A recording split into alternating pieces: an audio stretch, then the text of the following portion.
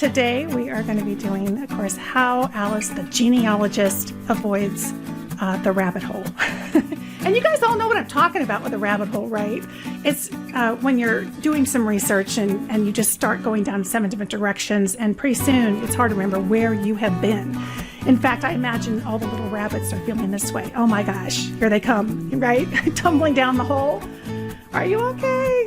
Yes, well, hopefully we're going to keep you out of their rabbit holes here, because this is what the experience is like. So you're thinking, okay, well, I want to find where great-grandpa lived, and I go search in Ancestry, and I saw 3 new hints. Oh my gosh, so I clicked them, and then one of them was from a newspaper story, and I hadn't seen that before, so I went over there, and there was a story about his brother, and I was trying to figure out, well, where is that town from? And pretty soon you are falling down a rabbit hole. And the first question is, what was I looking for? Does that happen to you? Leave a comment under the video if that has happened to you, because hopefully we're going to solve that. So what we're going to talk about is how you can avoid this. And there are some very concrete strategies that we can follow. The first thing we need to do, and we're going to do that in today's session, is clearly identify the problem. I think the reason the hole is so easy to trip into is because we really don't have a focused problem that we've identified. We start to get it's kind of vague, and that leaves doors open all over the place. We're also going to talk about a game plan that provides strategies for staying focused. I love a good game plan. That way you kind of know where you're headed, and when you get off track, you can look back at the game plan and you can jump back on the ship. We're also going to talk about how to learn how to keep track of the items that would distract you. Keeping track of those items. This is key, because the stuff that's distracting you actually might be really awesome stuff, and you don't want to lose it. And that's one of the reasons we chase it down the hole, is we think, if I don't do it now, this is my only chance and I'll forget. I have a really good system for you for tracking these and getting back to them so that you can stay focused on the task at hand. And we are going to explore free tech tools that save time and increase your productivity. I think you'll love these. You liked Snooze Tappy. We've got lots of different other tech tools I want to share with you in this presentation to kind of help you increase your productivity, stay on task, have it all hum together beautifully. So what makes us vulnerable to rabbit holes? I was thinking about this. You have to know where your weaknesses are and what your vulnerabilities are in order to be able to deal with them and to fix them and to put things in place that keep you on track. So one of the first vulnerabilities that we have to rabbit holes is, again, not having a clear research question. Now, if you've been doing genealogy research for a while, you've probably heard people in classes and things, and you know that it's a good idea to have a research question. But let's be real. How often do you sit down and concretely put that together and do that before you jump in and start doing the research? If we do that, we're going to do a lot better. The second vulnerability is not mapping out what your next move is going to be. So, being aware of, if this is the goal and I want to think through what are some of the moves I'm going to take, because I don't want to just do what's the first thing I'm going to look for, but I want to have a couple of things so I know what the big picture looks like. I don't end up getting kind of a blinders on, because one source could be fantastic. It's really helping provide tremendous evidence, and you get excited, and then pretty soon you kind of lose track of, you really still need more evidence. In fact, I just interviewed Kate Ekman from Legacy Tree Genealogist. She's going to be on, I think it's the next podcast episode or the one after that. And it's all about evidence and proof. And when you get a great piece of evidence, it can be easy to get off track and forget to go get the other pieces that you need. Number 3 is not having a way to deal with BSOs. You know what BSOs are, right? Let's hear it. Bright, shiny objects. BSOs. We all suffer from them. They pop up, they glitter, and they get our attention, and we just go, I will follow you. But because we don't have a strategy on how to deal with them, how to capture them, how to not lose track of them, we are going to feel like it's now or never. And that's where the rabbit hole comes in. So we're definitely going to have some solid strategies for you on how to deal with those. Number 4 is having a plan, sitting in on, a class where we're talking about things like this, and then not going home and implementing them.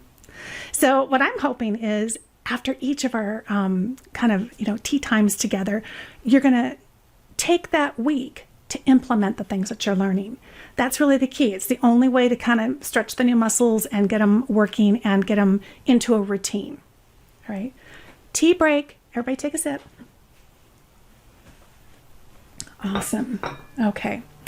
And we had a question. Will there be a handout? Yes, I will have a handout for you. So when we get this all finished up, I will have a link. In fact, I will see what I can do for this week, and maybe I can do that handout in pieces. So stay tuned. I will let you know here on the podcast page. And finally, number 5, no muscle. You just don't have it in you. You don't have the muscle to do it. Well, you do have the muscle. I know you do. But it's really stretching them. It's exercising them. It's using them. Oh, my computer wants to do updates. Forget that. Let's get that out of there. Okay. That's the thing, is when you do the practice, when you keep implementing what you're learning, you're going to build up those muscles. It's going to become more second nature. So even though I might say, oh, here's how you deal with the BSO, and it takes an extra second, and maybe one more tool for you to use, do it a couple times, do it each week after we meet here together, and you're going to build up your muscles. I know you are. All of this is going to lead to rabbit holes. If you stay vulnerable in these areas, that's absolutely what's going to happen. So, number 1, let's go through the process. What's the first thing we need to do? We need to have a very clear research question. And if you haven't done this in a formal kind of a way before, here's your chance. So, writing a research question is actually not that complicated. And there are very smart people out there who have put together kind of guidelines on this. This comes from the Board of Certification for Genealogists, a great organization that really puts these guidelines together and helps guide genealogists with the process. And effective research questions, according to the BCG, comes from the Genealogy Standards number 10. This is part of the standards. And it says, questions underlying research plans concern aspects of identity, relationships, events, and situations. And right there, you see those individual words and you might think, oh gosh, when I take on a question or I feel like I'm going to go on a research project, I feel like I'm doing 3 of these at once. And that's one of the challenges. We need to break them down into individual research questions. The questions are sufficiently broad to be answerable with evidence from relevant places and times. They are sufficiently focused enough to yield answers that may be tested and shown whether or not they meet the genealogical proof standard. And this week, maybe put that on your list. If you haven't taken a look at the proof standard, Google it, genealogical proof standard. Also in my Family History Genealogy Made Easy podcast, which is available on the website, there's a couple of episodes where we talk specifically about the GPS. So again, according to BCG, genealogical research questions clearly describe this unique person, not the whole group. Let's focus on a single person, maybe a group, but know the difference. Am I just talking about something that happened to great-grandpa, or is it really this family as a unit? Define that. Or an event. Maybe there's something that's happened within the family's history, and that can help bring focus to your question. And clearly state what kind of information that you're hoping to discover. And that's interesting because sometimes we're just looking for what pops up on the screen, but really we need to think about what kinds of things would I expect to see? What should I be looking for? Such as information about identity, relationships, events, biographical information. Make a list of it. Get yourself a piece of paper, get an Evernote note, get a Word document, whatever you use. Do it in your genealogy database. But have a place where you write your question, you identify what it is you're actually researching, and specifically what you're expecting to find or hoping to find. So let's just write a really simple, basic research question. So here's my great-grandfather, Gus Borowski, my grandmother's father, the one in the picture. And I could say, well, where was my great-grandfather Sporowski born? Is that a good research question? It's a start, right? There is an event here. So I'm trying to look specifically for him. Some people, I wrote a book on Googling genealogy, the Genealogist Google Toolbox. And many people say, gosh, you really took me from just kind of looking for general, anything about this family, anything I can find, to, okay, Google searching is actually way more effective if you get way more specific. And so it's not just, is there anything on great-grandfather? What can I find willy-nilly? But it's, let's break down what's missing. Go through your database. What are the missing, the empty blanks? And in this case, I want to maybe just nail down where I think he was born. So that's a very specific event. I would tweak that question and get a little more specific and say, where is the birthplace of Gustav Sporowski, first name, last name, father of Elfrida? Now, to the best of my knowledge, I've never seen another Gustav Sporowski anywhere, but that's unusual, isn't it? We have way too many John Does in our family trees. So it really helps in the question to add a little extra specifics about who this person is and who they are within relationship to other people in your tree. So I'm talking, and you have probably, we all have branches where it's the same first and last name for 3 generations. So it really helps to say, okay, but this was the father of Elfrida, who resided in Gillespie, Illinois. Maybe that was the first place I found him. And he was there between 1910 and 1918. I don't know if he was born there, but that was the earliest location that I know about him. So you can see it's essentially the same question, but really far more specific. And if I were to go into a library tomorrow, you would want to be armed with this question, not just where was he born? Because the reference librarian is going to look at you and say, okay, wait a minute, who are we talking about? How many, I always tell you about the Larson family. How many Larsons are in Minnesota? No, we got to have something much more specific. So this is a very unique person.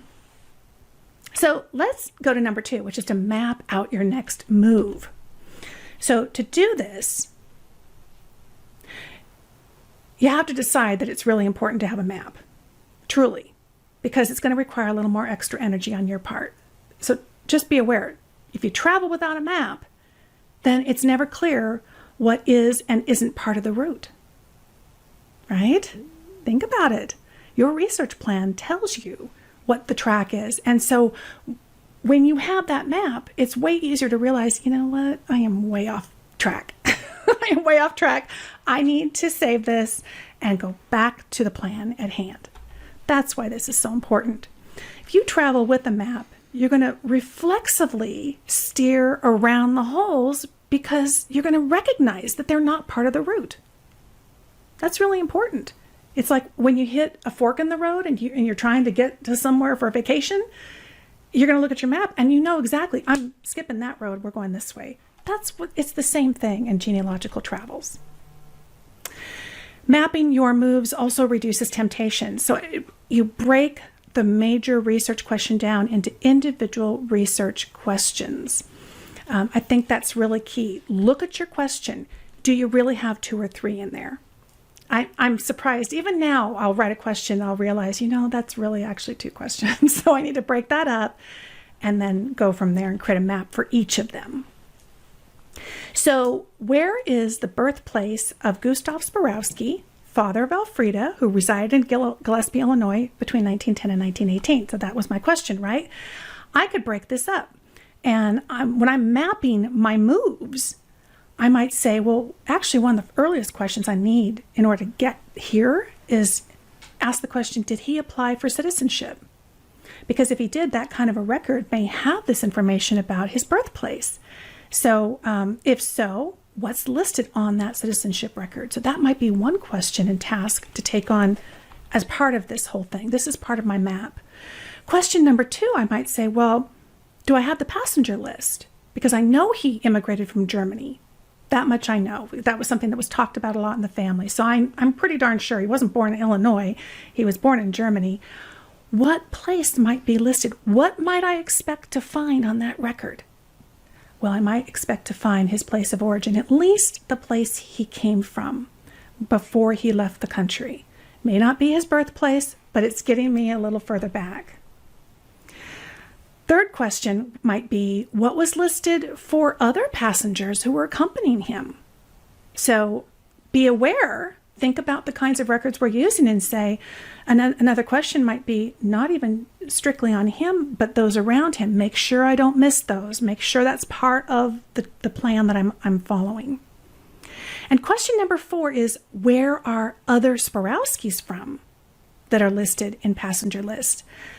This is actually one of the best questions I ever asked. It really is, my friends. When you're dealing with people and maybe their passenger list doesn't have the information you need, maybe they came far earlier and that kind of information wasn't there. In cases like this where I'm very fortunate, I have a very unique surname, I did a lot of research and I actually put a whole Excel spreadsheet together about where every Sparowski came from. It was eye-opening, and I mapped it out. It was tremendous. So according to Elizabeth Schoen Mills, after analyzing the existing data, we need to prepare a research plan that defines a few things. She says we need to define the resources that are going to be explored. So right there, we've been talking about passenger lists and other types of records. What are the resources that we're looking for? And we have to define the strategies to be applied. How are we going to get there? What are we going to do? Map out our game plan. And we need to also define the individuals who are to be included in that search. So this kind of all wraps back into what the BCG and the GPS were saying. And any special circumstances that are going to possibly affect the project. So this will be in the handout.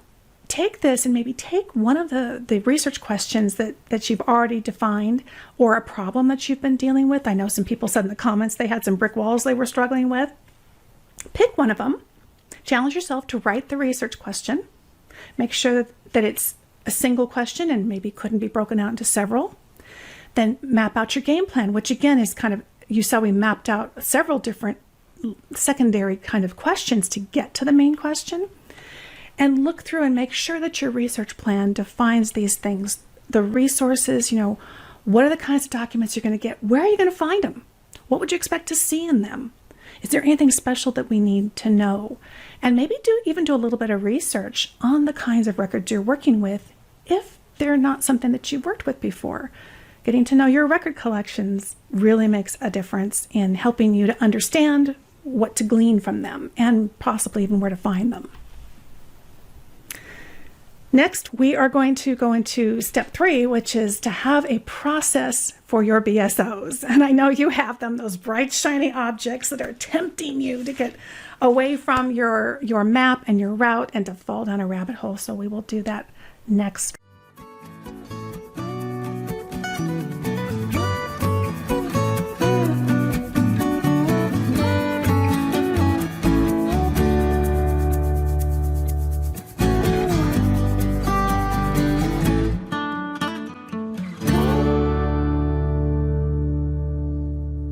We are talking about how Alice, the genealogist, can avoid the rabbit hole. Now, you'll remember that we talked about the fact that this is just a universal problem, and particularly in terms of genealogy research. But, have you found just being online more when you're home that it's like I open Facebook and pretty soon I'm off over here and I meant to go check my kids' profile pages. So, it's easy to fall down a rabbit hole. The first thing we talked about in order to kind of circumvent the rabbit hole was, number 1, to have a very clear research question. And this is really key because you need to know and be very specific about what it is you're trying to find. And particularly because if you get stuck and you need to enlist some help from somebody, you're going to want to be able to also be able to articulate to them very clearly what it is you're trying to get help on. And then the second thing we did was we took that question and we mapped your next moves. And so we found that actually many questions have multiple questions inside of them. Really, if you're trying to find out when somebody was born, well, there are several questions to be answered in order to kind of get your way to the records that you need. And so you're going to be making these additional questions like, well, is there a birthplace on their passenger list? Did they immigrate? Is there naturalization paperwork? That kind of thing. And then we're also even going to map out which records specifically, make a checklist of the records, and also a checklist of where you think you can access those records. This might be online resources. It might be that you're going to do some online research to find out where these records are held offline in a archive or a library. And I follow the Genealogy Center out in the Allen County Public Library, and Kurt Witcher and his organization up there in Indiana. And I follow them on Instagram, and they were saying they're still there. They're not open to the public, but even from home, even during this time when we can't leave the house necessarily, we can tap into the experts who are still at the archives or libraries in some instances. So you can always try and send them messages and see if they can help do a quick lookup for you. So we're definitely going to know where we're headed, what the questions are, what the records are, and specifically where we think we can find them. If nothing else, that gives us a really terrific checklist to check off and make sure that we've found everything we plan to find. And along the way, we're going to add to that list because we're going to discover additional things that maybe we hadn't thought of that we could add and track down. So the third step in this process is to have a process for the bright, shiny objects. And that's what we're doing this week, because you're going to run into them. And we need to know how to deal with them. So if you have a map and that's telling you where you're going, you got to have a process to deal with the obstacles that are going to come on the map. The map's going to help you realize this is off track. I really shouldn't go down this path because I am focused on this question. But if you don't have a method to deal with your BSOs, it's going to be tempting to chase after them. So how do you identify, how do you really say, oh yeah, that's a BSO. That's really not within the scheme of what I'm working on. We can't avoid danger, if you will, if you don't know what it looks like. So I have a test for you, a BSO test.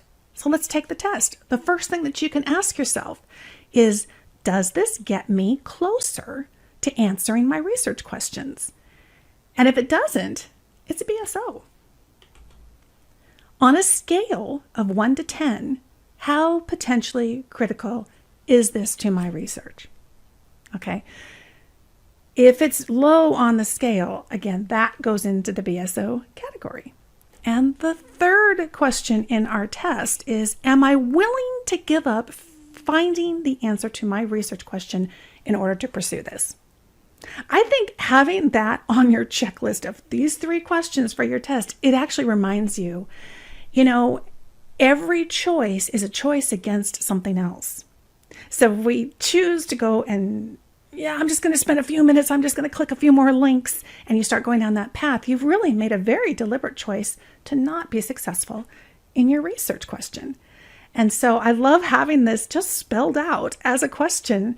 As soon as I read it, I say to myself, no, it's not worth it because I really want to find this out. So if we chase them and if we don't acknowledge this, then we don't reach our goals. So this really spells it out very quickly and easily. What is a BSO? So you've identified what the BSOs are, these bright, shiny objects, but you don't want to chase them. Now, the primary reason that we pursue BSOs, why we kind of just start clicking the links and start chasing down these leads, is that we don't have a process for dealing with them. And that's so true in so many different things. If you don't have a method, a process for dealing with something, it becomes willy-nilly and you just fall prey to it. So I have this process for you.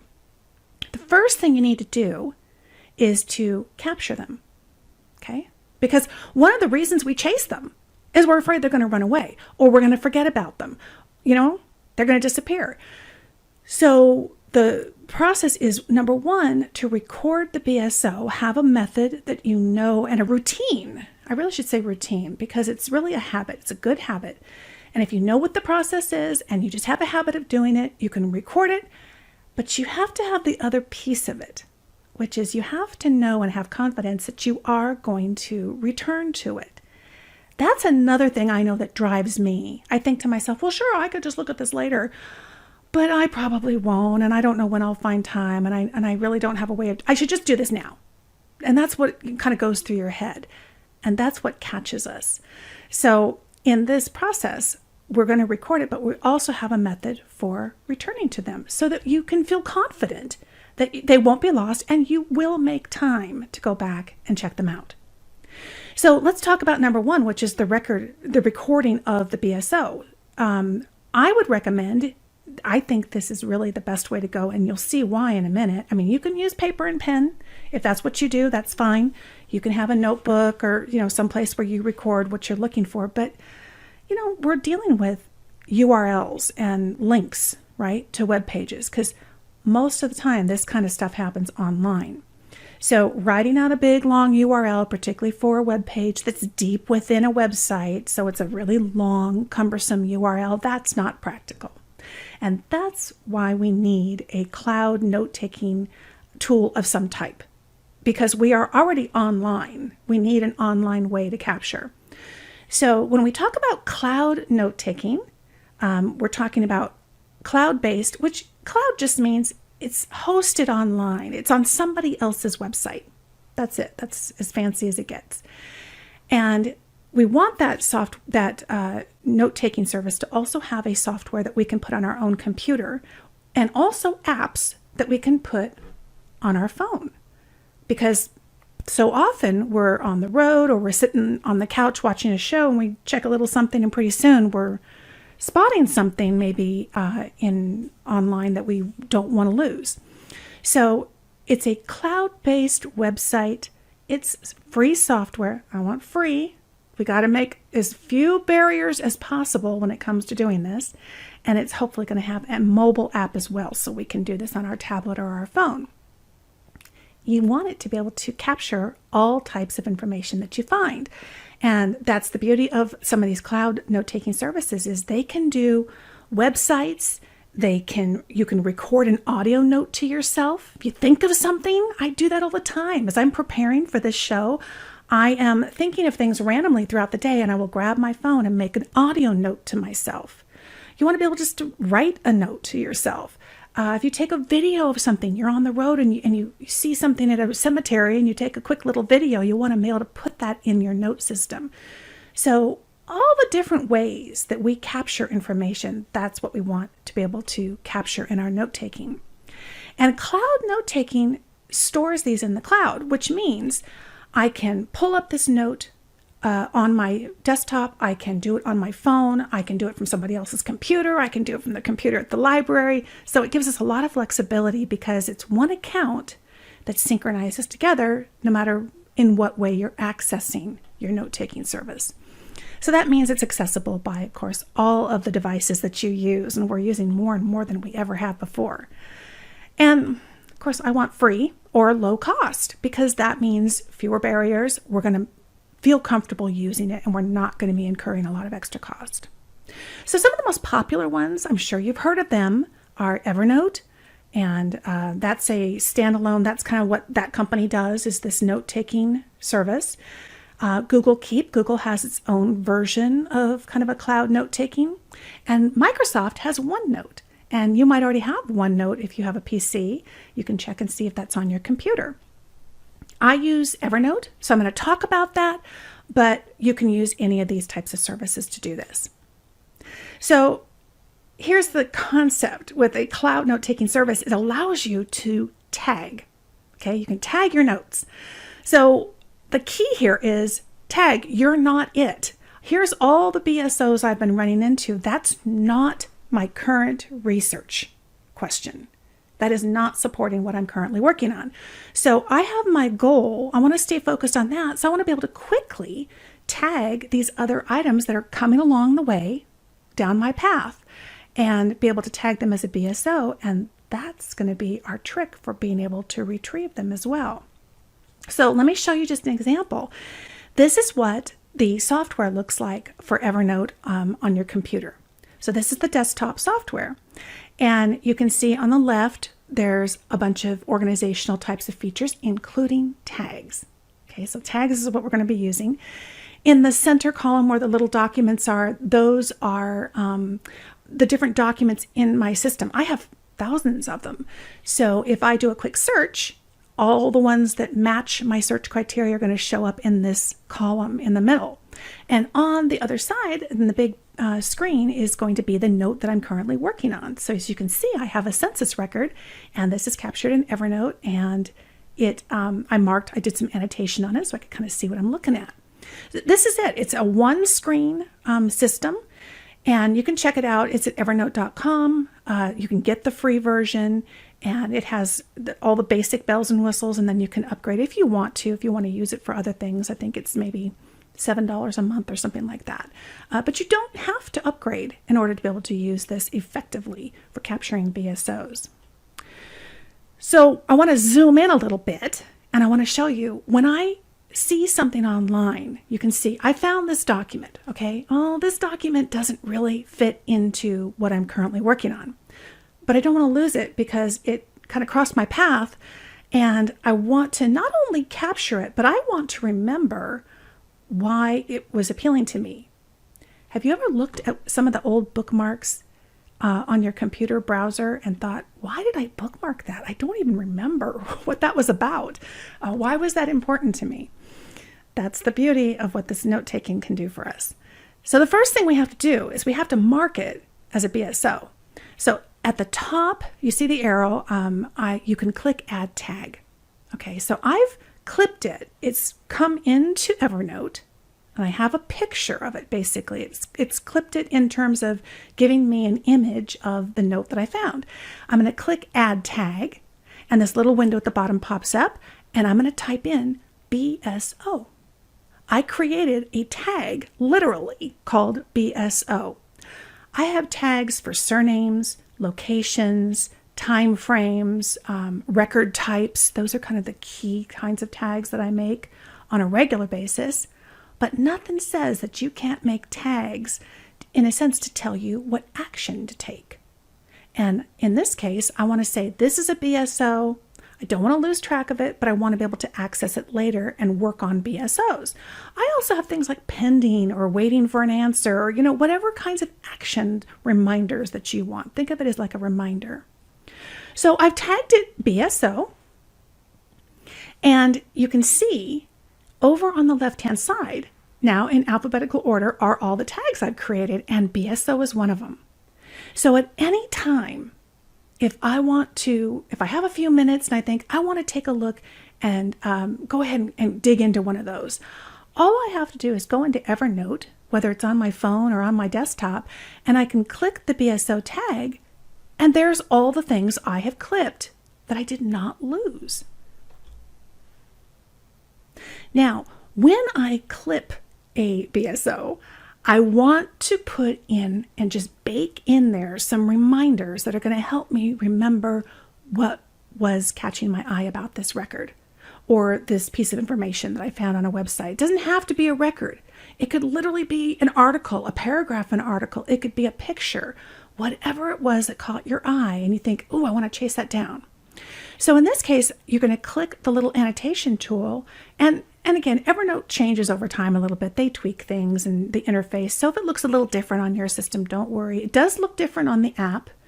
The app, think of it in terms of functionality. The functionality is always there. It might appear different in how you access it. And it certainly is a little bit formatted different on a phone than it would be on your desktop. But when you tap annotation, then I could put an arrow. It was the fact that this was in Monroe Township that caught my eye because I had no idea these people were there, right? So put little arrows, put words, put things that remind you what it was that was so significant about this document or this BSO. When you click the annotation tool, you actually get several different tools to work with, and you can see I can make arrows to point to things, I can add text, I can put a box around something, I can highlight, I can do all kinds of things. I can even set a reminder or a timer that says, make this note pop up at this time and day so that I'll go take a look at it. But we have another way to deal with that too. We're going to do that in just a second. So as you can see, I put arrows on the place. I noticed a little handwritten note on the left-hand column, actually to the left of the left-hand column.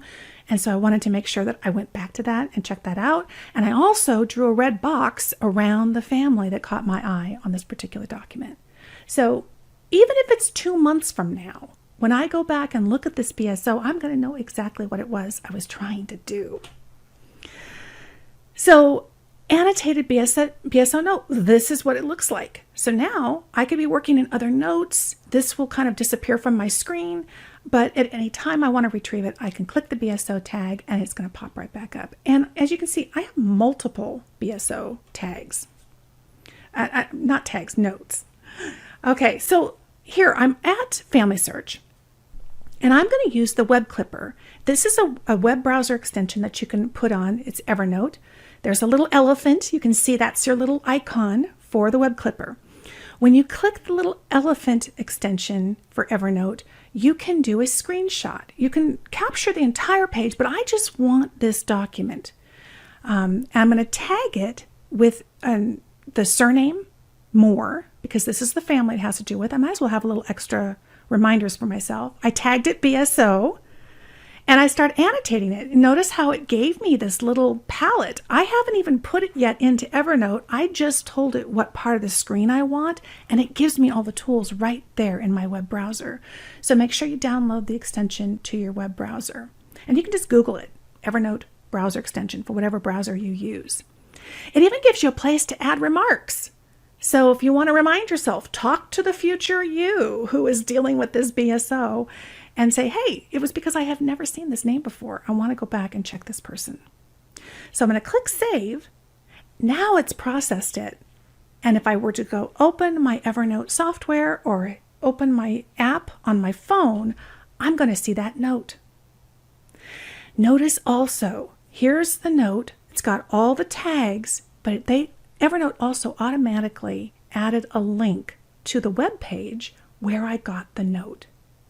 So I clipped a picture of just the record, and now I've got a clickable link. It's almost like a little mini source citation built right into the note itself when it was created, that is one click away access to exactly the page that I've been on. I don't even have to highlight and copy and paste the URL. So that's really, really cool. One little tip, when you're looking at a record like this, you're looking at it through a viewer. They are displaying the digitized record to you through this viewer web portal, if you will, that's baked into the page. If you were to capture the whole page, you might not get the record, depending on how the programming behind the scenes works. Screen clipping works best, I think, when you're looking at records in viewers and you really want to capture the record itself. Doing the screen capture versus maybe capturing the entire page is sometimes a better way to go. So that's just a little tip. But you have to love that it automatically includes the link right there with the record. Snagit is a fantastic screen clipping tool. And yes, the clippings that you create and annotate in Snagit can be brought into Evernote as well. So you can learn more about how to use Snagit with my beginner tutorial, episode 61, and then follow up with the advanced screen clipping strategies that we cover in episode 66. I will have links down below in the show notes and in the video description, so you can go check those out. Now, remember we said we have to capture it, but we got to return to it. We want to know that we are not going to just forget about it. Because what good is it if you're just going to forget about it? We're going to schedule BSO time. It's really key, my friends, because if you don't make that time for these items, you'll never get back to them. And therefore, when you run into them, you're going to think, I better chase this down now because I'm never going to get back to it. Okay, so if you schedule BSO time, and I literally do this, I do it in Google Calendar. Doesn't matter what kind of calendaring system you use. I'm sure it has these kinds of features. I go over to my calendars on the left-hand side of Google Calendar, and I'm going to create a new calendar. I actually create a BSO calendar. So I click Create New Calendar, and I call it BSO time. And I literally schedule the time to go back and have fun and play and dig into these items, these little yummy things that sparkled at me that I didn't have time for at the time. So I'm going to mark it BSO. And as you can see, it's now one of the calendars. You can look at just that calendar. You can look at all of the different calendars you have. You can color code them so I can make it a unique color. So when I see that, I know that's what that's about. And I will just create an event in my calendar. Okay, so at this date and time, I am going to dig into all of the BSOs that I tagged for the surname Moore. So if the Moore family, I had several different notes that I'd run into and tagged. I can do specifically just the Moore tags within the BSO tag.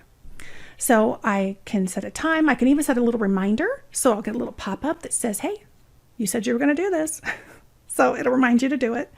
I'm going to come over here in Evernote and I'm going to click BSO, but you can filter down. So when I click the little filter, I can say, well, I want everything tagged BSO, but only the ones also tagged Moore. So that's kind of a nice way to work on BSOs, is within one particular family line. So again, you might start to see the connections. Once you're done with it, just click the X next to the tag BSO, the tag pops off and the note, it looked like it disappeared, I know. Don't let that worry you. It didn't disappear. It's still in your Evernote notes. It's just not tagged BSO. So next time you click the BSO tag, the note that you took the tag off of will not be in the list. No problem. If I go tag the More tag, if I click the More tag, it'll be right there because it's still tagged for the Moore family. So that's another beautiful thing about these cloud note-taking services, is that you can tag them according to the way in which you work with things. And we work with things in lots of different gyrations and different configurations. And that's the beauty of doing this. So there you have it. You have a way to capture the BSOs, a way to make sure that you get back and schedule time. I love my Saturday morning BSO time. You know, you get your cup of tea or whatever and a nice little Danish. I get to work on the BSOs. Next week, we are going to talk about your environment. Okay, so when you're looking for research success, you want to pair your plan that you put in place and process with a great supportive research environment. And that means mobile. We are all on our phones and our tablets so much more often than ever before, and we're doing work there, and we end up screenshotting things into our Photos app because we're so worried we're going to lose them. But I've got some wonderful BSO organizational tips for you. So stay tuned because that will be next week. I hope you enjoyed that. I hope that you heard some things that you think are going to come in handy. And I really challenge you to embrace this idea and actually do it. Let's say do it for 1 month. Say, I'm going to mark these BSOs. I'm going to tag them with the family names and the record types. And I'm going to schedule that time. I'm going to make me time just to go in and have fun and play with those bright, shiny objects that you found that you weren't sure, where they fit into the scheme of things, but you knew there was something there that you didn't want to miss. So make time for that. You're worth it. Your genealogy is worth it.